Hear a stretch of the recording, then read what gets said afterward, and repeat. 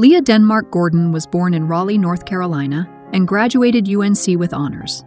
She took her master's degree at University of Wisconsin. At the age of 20, she was involved in a horrific car accident that left her in a body cast for a year. It also opened the door to her lifelong spiritual journey with a near-death experience. For over 40 years, Leah worked as an intuitive therapist and counselor. She lectured frequently at professional conferences. But it was in her one-on-one counseling that Leah felt she had the most impact.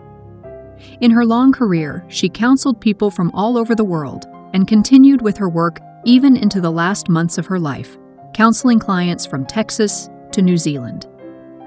In the last 2 years of her life, she began to study the Gospel of Mary Magdalene. She journeyed to the south of France and hiked up to the Grotto of Mary Magdalene, and was so profoundly moved, she wrote and illustrated her first book, In the Heart of Mary Magdalene's Grotto, which will be privately published this year. Dan was always an inspiration to her about family, love, life,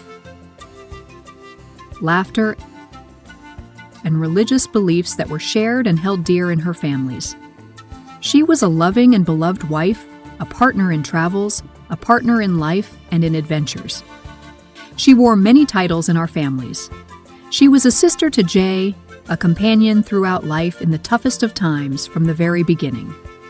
She was an Auntie Lee to Poke, a friend and sister to Deborah, who she called Mamacita, traveling across the country to be with her giving birth to little Poke. She was a cousin to Roger and to Virginia and to Melissa. She was known as Magical Auntie Lee, and though she would never let herself be called Grandma, she would sprinkle fairy dust and fun for her step-grandchildren, whom she cherished and claimed as her own. She was a fearless messenger of light, who impacted and inspired each person with whom she came into contact.